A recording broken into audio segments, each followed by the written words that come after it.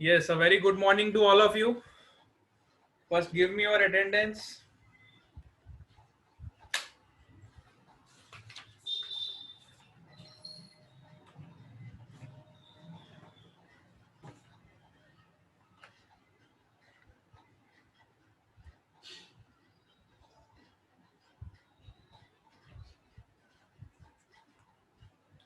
Yes, आज कौन कौन आया है?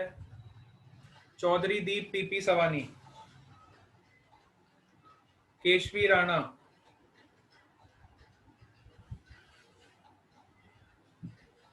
साहिल PP Savani, Varshil एसवीवी,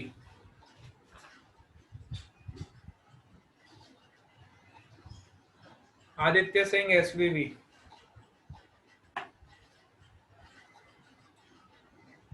Steffi Gamit PP Savani, Tisha from PP Savani,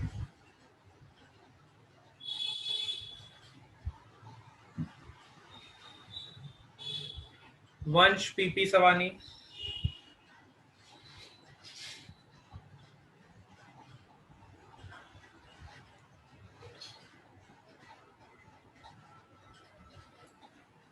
Priyanshi from SVV, Angel Gamit PP Savani,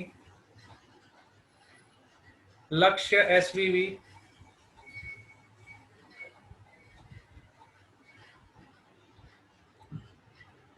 Bhavna SVV, Bhumika Goyal PP Savani, Nirali Chaudhary PP Savani,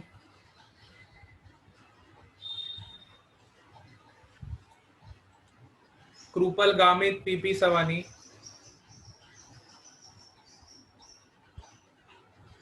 Darshnika Gamit PP Savani,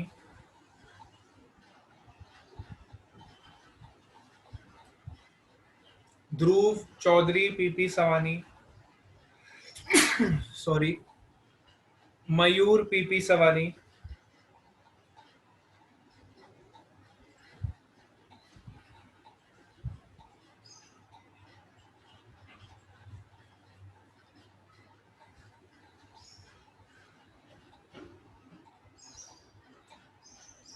Mitesh PP Savani,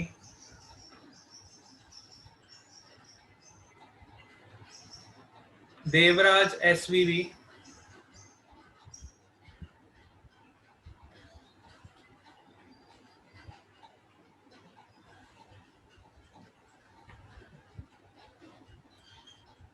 Kush from SVV, Khushi Patel SPV,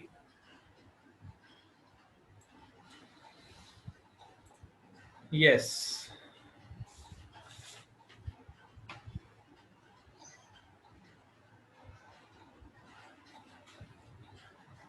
सबका attendance हो गया बेटा? If anyone is remaining then let me know. Yes, all of you have done with your attendance.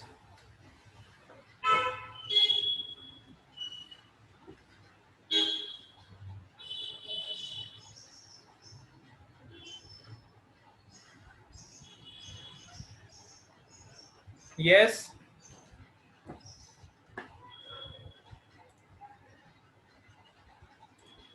बेटा सबको आवाज आ रही है मेरी? Very good. चलो, सो आई होप सो सब लोग होमवर्क कर रहे होंगे. और होमवर्क बेटा कर लेना, क्योंकि आज भी आपको होमवर्क मिलेगा, तो ज्यादा पेंडिंग मत रखना होमवर्क को. एक क्लास हम फिर ऐसी रखेंगे जिसमें सारे डाउट्स डिस्कस कर लेंगे. जिसका भी होमवर्क कंप्लीट नहीं है, होमवर्क को बहुत ध्यान से करना, क्योंकि होमवर्क के क्वेश्चंस बहुत इंपॉर्टेंट है एग्जाम पॉइंट ऑफ व्यू से. इसलिए कभी भी होमवर्क को स्किप करने की कोशिश मत करना.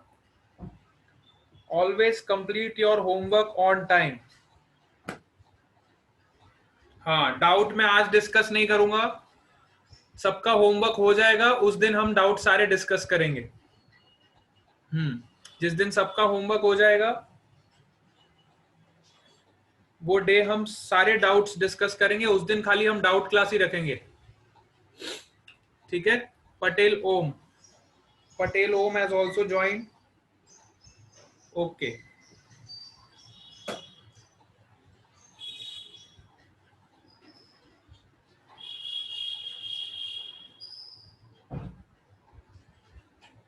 यस। चलो आज हम आगे चलेंगे, नया टॉपिक पढ़ेंगे, कैपेसिटर का न्यू टॉपिक स्टार्ट करेंगे। अच्छा, पीपी सवानी वाले बच्चों के एग्जाम्स खत्म हो गए क्या, कि आज लास्ट पेपर है? Lisa Gamit has also joined. अच्छा, नहीं हुए, आज लास्ट है। ओके, चलो आज का पेपर आप दे लो। कितने बजे पेपर, वैसे आज का पेपर कितने बजे आपका?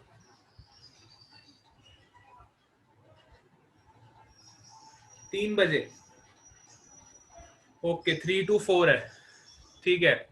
तो हम ऐसा करते हैं, फिर कल डाउट क्लास रख लेते हैं, ठीक है। आज तक जितना होमवर्क आपको मिलेगा सारा कंप्लीट कर लोगे आप? सबको मैं पूछ रहा हूं बेटा, सब लोग होमवर्क कंप्लीट कर लोगे आज के डेट में? यस। हाँ, तो आज का दिन आपको दे रहा हूं, और पेंडिंग होमवर्क प्लस आज जो मैं होमवर्क दूंगा वो सारा होमवर्क मिला के कल हम डाउट क्लास रखेंगे, ठीक है। कल जितने भी डाउट्स है सारे डिस्कस करूंगा। हाँ, मैं सारे डिस्कस करूंगा, आपको जितने भी डाउट्स है, भले हमारा क्लास आधा घंटा एक्सटेंड क्यों ना हो जाए, वो हम देख लेंगे, फिर टाइमिंग हम उस हिसाब से अरेंज कर लेंगे, ठीक है। टाइम थोड़ा एक्सटेंड कर लेंगे, लेकिन डाउट्स कल सारे क्लियर कर देंगे, ठीक है।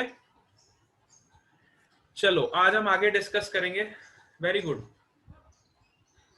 ओके, डन डना डन, डील पक्की हो गई।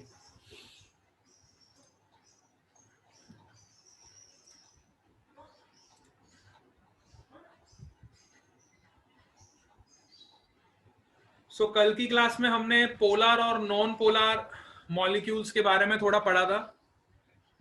आज हम डाइलेक्ट्रिक्स के बारे में थोड़ा पढ़ेंगे, और डाइलेक्ट्रिक्स के बारे में जानना भी आपको उतना ही इंपॉर्टेंट है। So today we are going to study about the dielectrics. Dielectric क्या होता है? जनरली डाइलेक्ट्रिक ऐसा मटेरियल होता है जो नॉन कंडक्टिंग होता है, जिसको हम इंसुलेटर भी बोलते हैं।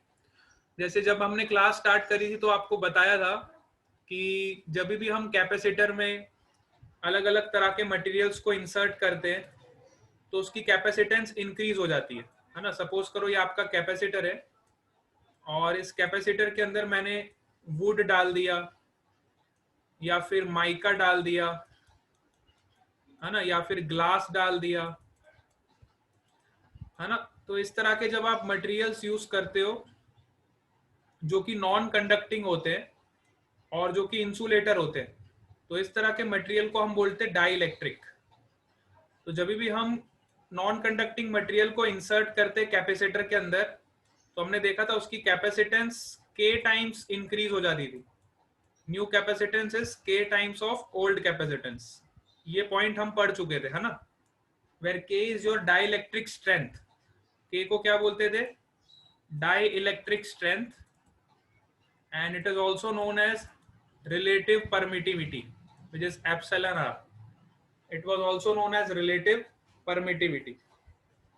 ये पॉइंट हम डिस्कस कर चुके थे। आज हम डाइलेक्ट्रिक्स के बारे में कुछ और डिटेल में पढ़ेंगे, सो इसको बहुत ध्यान से सुनना, क्योंकि क्वेश्चंस को सॉल्व करने के लिए ये वाली थ्योरी आपके बहुत काम आएगी।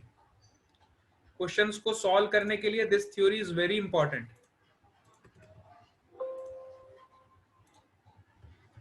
चलो, तो generally a non conducting medium or insulator is called a dielectric. Precisely the non-conducting materials in which induced charges are produced on their faces on the application of electric field are called dielectrics. अच्छा, dielectric का देखो दूसरा definition बताया यहाँ पे। पहला definition तो हमको क्लियर हो गया। सेकेंड डेफिनेशन क्या है? ये नॉन कंडक्टिंग मटेरियल्स होते हैं, ये तो हमको पता चल गया। Dielectrics are the non conducting materials. दूसरा पॉइंट क्या है? इसमें इंड्यूस चार्ज प्रोड्यूस होते हैं। जब भी हम इस पे इलेक्ट्रिक फील्ड सप्लाई करते हैं तो इस पे इंड्यूस चार्ज प्रोड्यूस होते हैं, ठीक है। अब वो हम देखेंगे कैसे प्रोड्यूस होते हैं। एग्जाम्पल आपको पता ही है, air, H2, glass, mica, paraffin, wax, transformer oil, etcetera. So let us now discuss the polarisation of dielectrics. So जब हम non polar dielectric slab use करेंगे, अब आपको पोलर और नॉन पोलर क्लियर हो गया ना सबको, what are polar molecules and what are non polar molecules, ये पॉइंट सबको क्लियर होना चाहिए।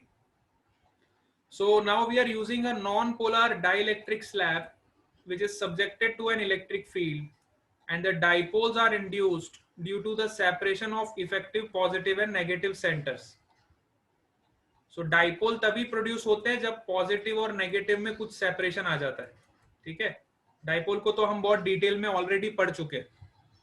तो जब भी हम इलेक्ट्रिक फील्ड को सप्लाई करते हैं नॉन पोलर डाइलेक्ट्रिक स्लैब को, तो उनमें क्या होता है, इंड्यूस चार्ज प्रोड्यूस होते हैं, पॉजिटिव चार्ज और नेगेटिव चार्ज। अब जब इंड्यूस चार्ज प्रोड्यूस होते हैं तो उनके बीच में सेपरेशन की वजह say that will create a dipole moment, ठीक है। तो डाइपोल मोमेंट कैसे क्रिएट होती है वो देखो। अब आप let's say this is your non polar dielectric slab which is placed between the plates of a capacitor. This is your capacitor plates and this is your dielectric slab which is placed between the capacitor plates, ठीक है, which is made up of non-polar molecules. ये जो molecules आपको दिखाई दे रहे हैं, these are non-polar molecules. अब जब इलेक्ट्रिक फील्ड हमने सप्लाई करी तो देखो क्या हुआ। इलेक्ट्रिक फील्ड जैसे ही हमने सप्लाई करी from this positive to negative, in the presence of electric field, you can say that the charges are induced on these molecules, और चार्ज इंड्यूस होने की वजह से इनमें एक डाइपोल मोमेंट क्रिएट हो गया। देखो dipole moment is always from negative to positive, so this dipole moment is created due to the application of this electric field, ठीक है। डाइपोल मोमेंट क्रिएट हो गया है ना।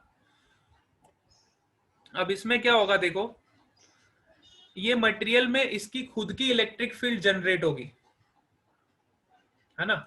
ये मटेरियल के अंदर due to induced charges it will generate its own electric field. इस मटेरियल की खुद की इलेक्ट्रिक फील्ड पैदा होगी जो इस एक्सटर्नल इलेक्ट्रिक फील्ड को अपोज करेगी। इस मटेरियल की जो खुद की इलेक्ट्रिक फील्ड होगी, जिसको मैंने EP से डिनोट किया है, which is due to the polarization of these molecules, the electric field is induced in the material which opposes the external electric field, ठीक है। अब यहाँ पे अगर सपोज करो डाइलेक्ट्रिक की जगह पे अगर मैं कोई कंडक्टर यूज करता, मैंने आपको कंडक्टर की प्रॉपर्टीज बताई थी फर्स्ट लेक्चर जब हमने पढ़ा था। सपोज मैं डाइलेक्ट्रिक की जगह पे यहाँ पे कोई कंडक्टर ले लेता, तो अगर मैं कंडक्टर लेता तो कंडक्टर में इंड्यूस इलेक्ट्रिक फील्ड ऐसे जनरेट होती है कि वो एक्सटर्नल इलेक्ट्रिक फील्ड को बैलेंस कर देती है। मैंने आपको बताया था कंडक्टर के अंदर इंड्यूस इलेक्ट्रिक फील्ड ऐसे जनरेट होती है कि वो E0 को बैलेंस कर लेती है ना। इसलिए जो कंडक्टर के अंदर नेट इलेक्ट्रिक फील्ड होती थी वो जीरो होती थी। कंडक्टर के अंदर जो नेट इलेक्ट्रिक फील्ड क्या होती थी, जीरो होती थी। लेकिन यहाँ पे हमारा ये मटेरियल कंडक्टिंग मीडियम नहीं है, it is a non conducting material, it is a non conducting material. Conductor में ऐसा होता था कि net electric field inside the conductor is zero, ये हम प्रॉपर्टी इसकी पढ़ चुके हैं। But here you have seen that it is the non conducting material, so the net electric field, ये जो इलेक्ट्रिक फील्ड इंड्यूस होगी इसका मैग्नीट्यूड कुछ अलग होगा और इसका मैग्नीट्यूड कुछ अलग होगा। बट अगर यहाँ पे मैं कंडक्टर प्लेस करता, है ना, अगर मैं यहाँ पे कंडक्टर को प्लेस करता तो कंडक्टर में इलेक्ट्रिक फील्ड ऐसे इंड्यूस होती है कि वो एक्सटर्नल इलेक्ट्रिक फील्ड को बैलेंस करती है, ठीक है। So E0 minus EP will be equal to 0 if the material was conductor, if the material was conductor. If the material is non-conductor, then E0 minus EP is not equal to 0, is not equal to 0. E0 minus EP zero नहीं होगा अगर ये हमारा non conducting medium है तो, ठीक है। इसलिए डाइलेक्ट्रिक्स में जब भी पोलराइजेशन होता है तो आपकी net electric field inside the medium is non zero, always remember that. But in case of conductors the net electric field inside the conductor is always zero. सबको ये पॉइंट क्लियर हो गया? All of you clear with this point? Yes.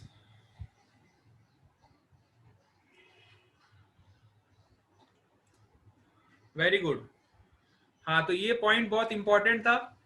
आपको conducting medium और non conducting medium के बीच में फर्क पता चलना चाहिए, तभी आप उसकी इलेक्ट्रिक फील्ड को लिख पाओगे.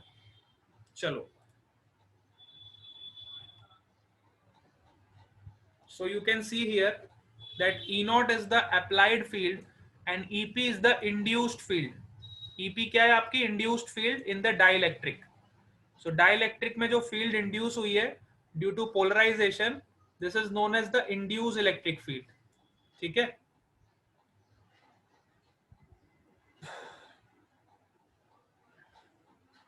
अब डाइलेक्ट्रिक कांस्टेंट कैसे निकालते हैं हम? डाइलेक्ट्रिक कांस्टेंट कैसे निकालते हैं? सपोज करो, I will explain you here.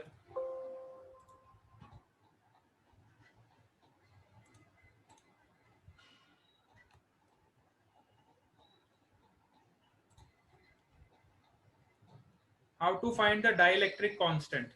ठीक है, ये पॉइंट तो सबको क्लियर हो गया. सो नेट इलेक्ट्रिक फील्ड कितनी मिल गई हमको? Net electric field is E naught minus EP. This is the net electric field inside the slab. ठीक है, this is the net electric field inside the slab. So अगर मैं बात करूं डाइलेक्ट्रिक कांस्टेंट की, so dielectric constant is defined as the ratio of epsilon m upon epsilon naught, which is also known as epsilon r. ठीक है.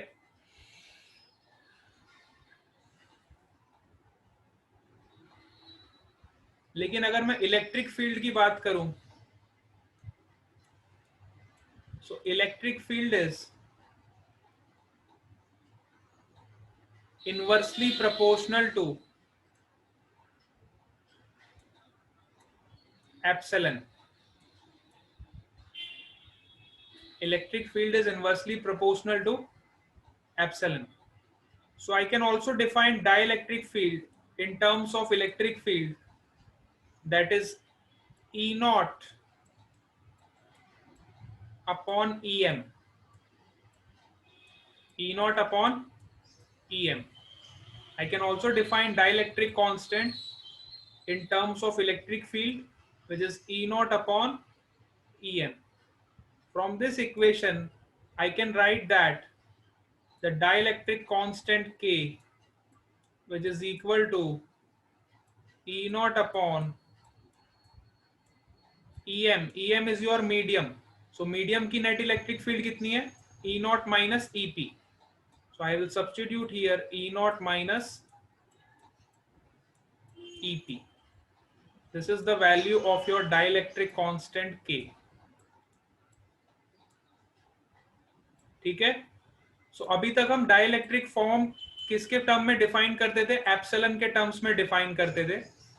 अब हम dielectric constant को इलेक्ट्रिक फील्ड के टर्म्स में भी डिफाइन करेंगे. It is the ratio of electric field in vacuum और air to the electric field in medium. ठीक है. So we can also define dielectric constant in terms of electric field. ये point सबको clear हो गया? Yes.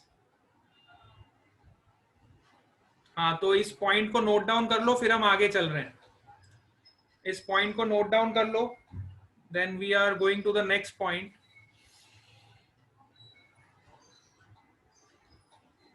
लिख लिया? Very good.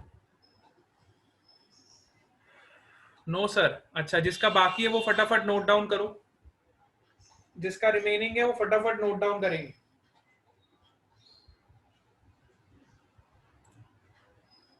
Done.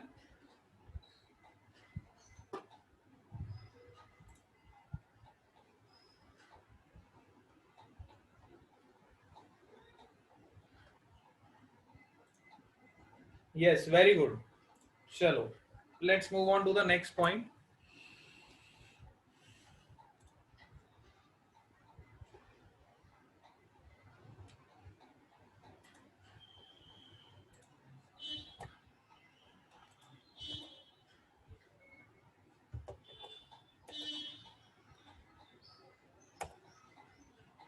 Now, polarization vector. What do you mean by a polarization vector? This is also very important. The polarization vector measures the degree of polarization of the dielectric. It is defined as the dipole moment of a unit volume of a polarized dielectric. अब polarization vector क्या बताता है? जैसे हम किसी भी material को या किसी भी डाइलेक्ट्रिक मीडियम को जब हम इलेक्ट्रिक फील्ड सप्लाई करते हैं तो उसमें जो पोलराइजेशन होता है एटम्स का, मॉलिक्यूल्स का, सो पोलराइजेशन ऐसा तो नहीं है कि हर मॉलिक्यूल का पोलराइजेशन हो जाए, है ना? उसकी भी एक लिमिट होती है, एक लिमिट तक ही हम पोलराइज कर सकते हैं, है ना? तो degree of polarisation of dielectric is represented by the polarisation vector. So polarisation vector से हम डिग्री ऑफ पोलराइजेशन को रिप्रेजेंट करते हैं कि ये कितनी हद तक, कितनी लिमिट तक ये जो मटेरियल है ये पोलराइज हो सकता है, इसको हम बोलते हैं पोलराइजेशन वेक्टर से. ठीक है? And it is defined as, इसको डिफाइन ऐसे करते हैं, dipole moment per unit volume. ठीक है? It is defined as dipole moment per unit volume. Dipole moment क्या होता था हमारा? Charge into distance. ठीक है? Charge into distance upon volume. This is the definition of the polarisation vector.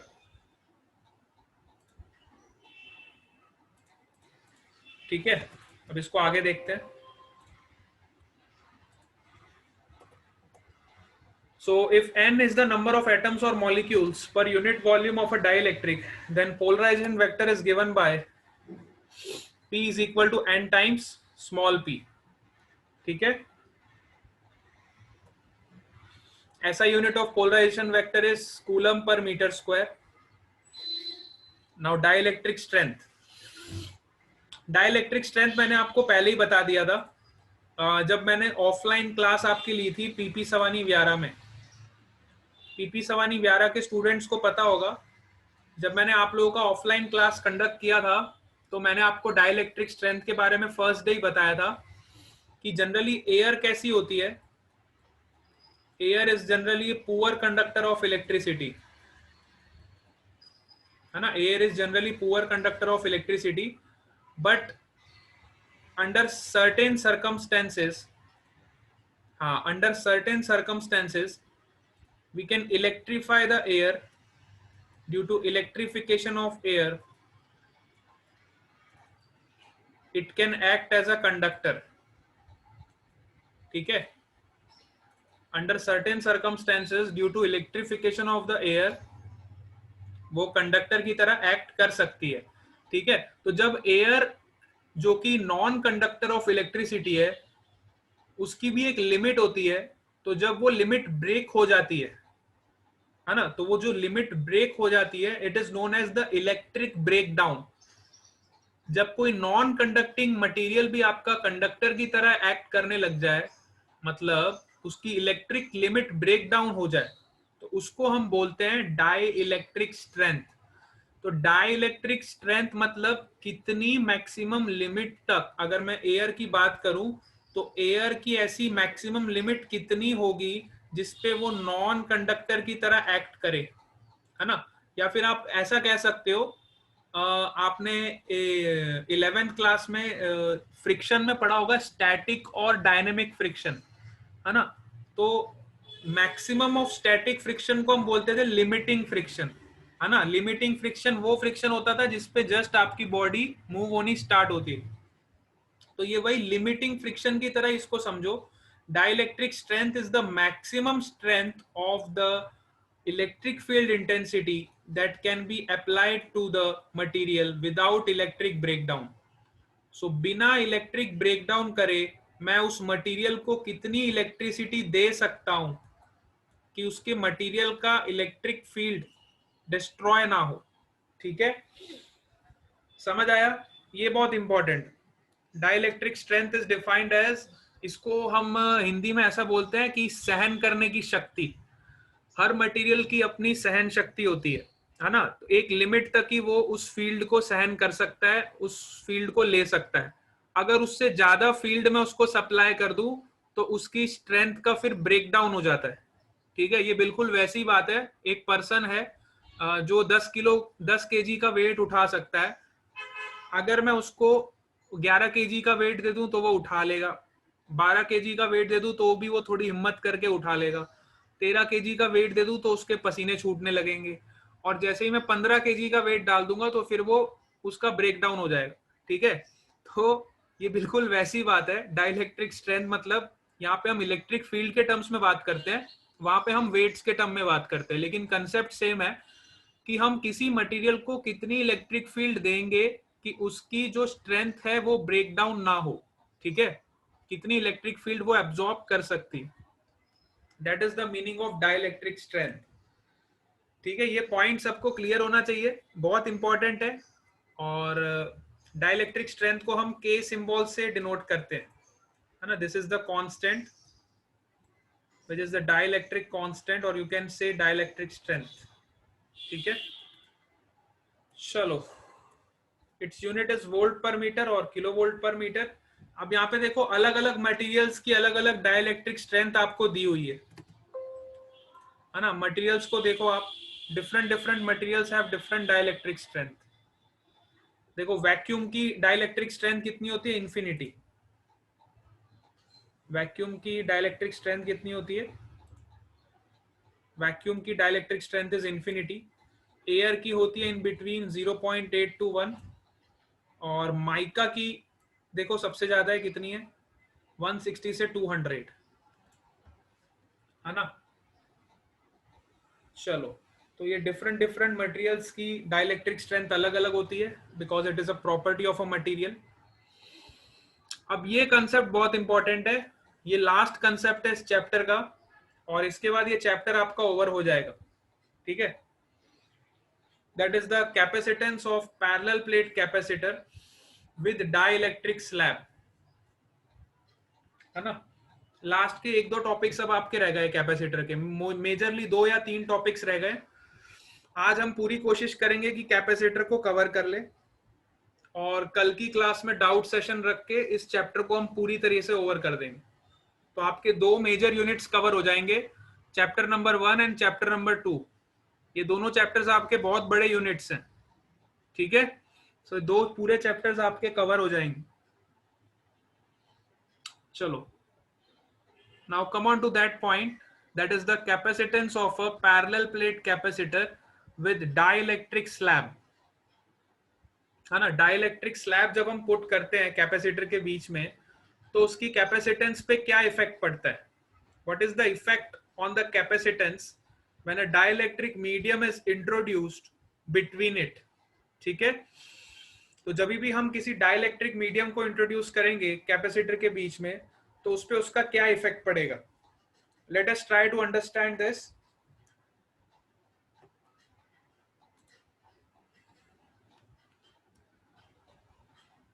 Yes, first of all, we have taken one capacitor. One side is positively charged and another is the negatively charged. As we know that electric field is always from positive to negative. Yes, Tisha, what happened? Tisha.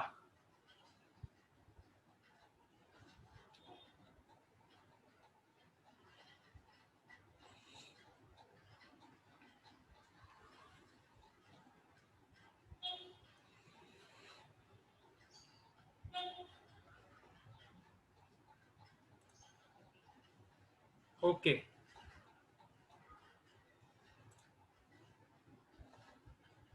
चलो, capacitance of parallel plate capacitor with dielectric slab. तो हमने क्या किया, एक dielectric slab को introduce किया इस capacitor के प्लेट के बीच में, जिसकी थिकनेस कितनी है? टी। ठीक है, इस डाइलेक्ट्रिक स्लैब की थिकनेस कितनी है? टी। और जो गैप है प्लेट्स के बीच का वो है D. So as we know that due to polarization, electric field is introduced in the dielectric medium due to polarization of the molecules. हूँ खबर, ये कौन बोल रहा है? हाँ चलो ठीक है बेटा, सबको मेरी आवाज आ रही है ना? All of you are able to hear me? Okay, very good. हाँ, कोई अगर बीच में कोई डिस्टरबेंस या हिंड्रेंस हो तो बता देना. चलो ठीक है, वेरी गुड.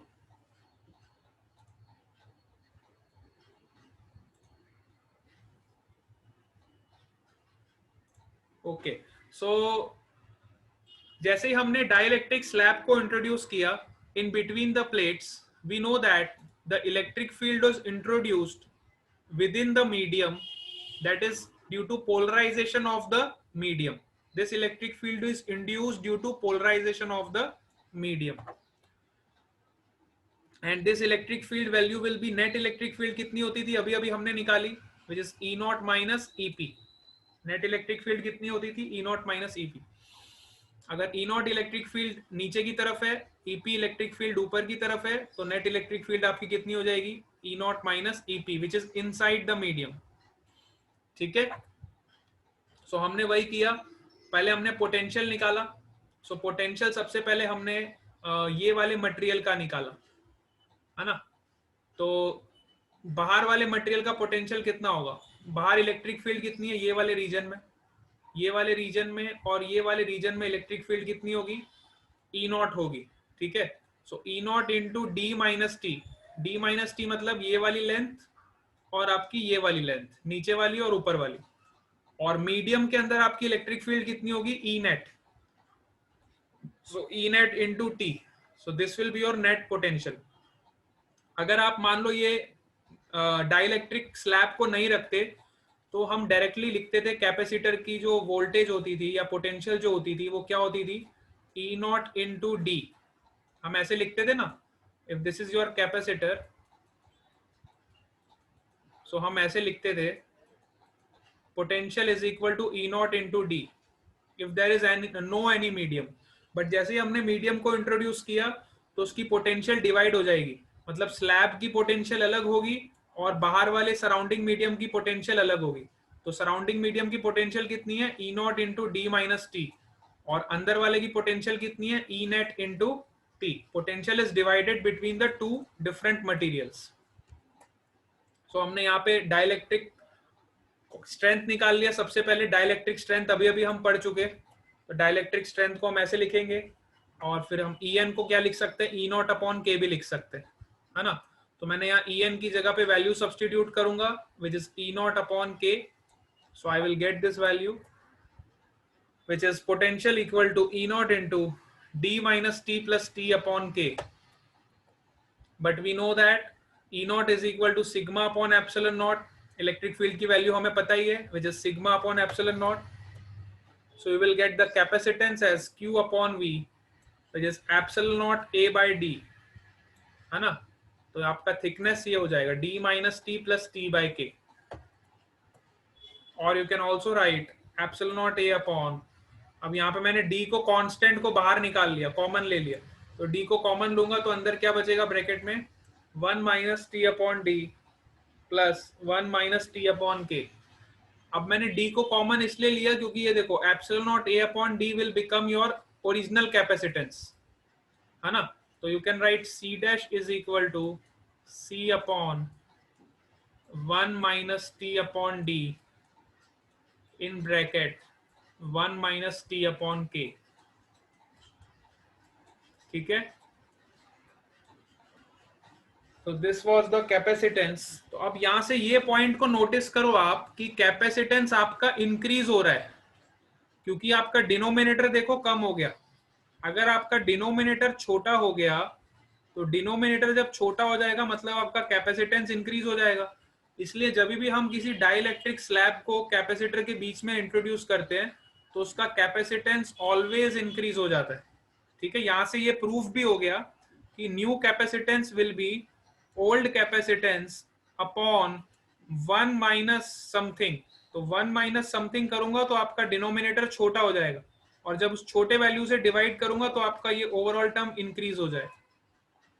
ठीक है, this is the most important point for dielectric slab. हाँ, टी क्या है बेटा? T is the thickness of this slab. ये डायग्राम थोड़ा क्लियर नहीं दिख रहा होगा, एक बार मैं फिर से आपको दिखाता हूं। देखो, T is the thickness of your slab and E net is the net electric field inside the medium. So this will be your expression to calculate the capacitance. ठीक है, the new capacitance will be old capacitance upon 1 minus T upon D in bracket 1 minus T upon K. इसमें किसी को कोई doubt है तो बताओ। हाँ, ये पॉइंट में किसी को कोई डाउट है तो बताओ। एक बार फिर से देख लो, these equations are very important. कई बार इसका डेरिवेशन बोर्ड में पूछा जाता है directly. Derive the expression for capacitance of a parallel plate capacitor with a dielectric slab. Exam में डायरेक्ट इस पे क्वेश्चन आता है 5 नंबर में, और 5 नंबर में क्वेश्चन आएगा तो आपको ये पूरा डेरिवेशन लिखना पड़ेगा। 5 मार्क्स का क्वेश्चन आता है बोर्ड्स में, और आपको ये पूरा डेरिवेशन लिखना पड़ेगा 5 नंबर में। यस,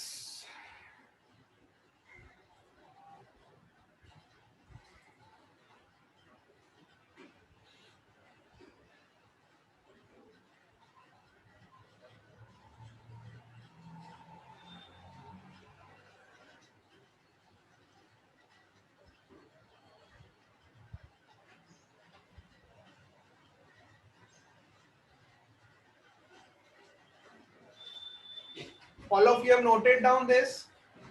यस, सबने नोट डाउन कर लिया?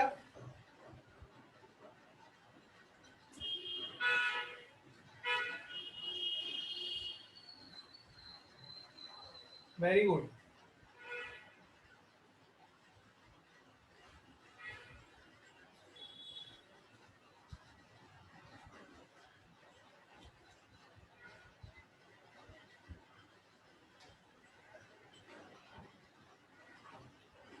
चलो, अगर सबने लिख लिया तो बहुत अच्छी बात है।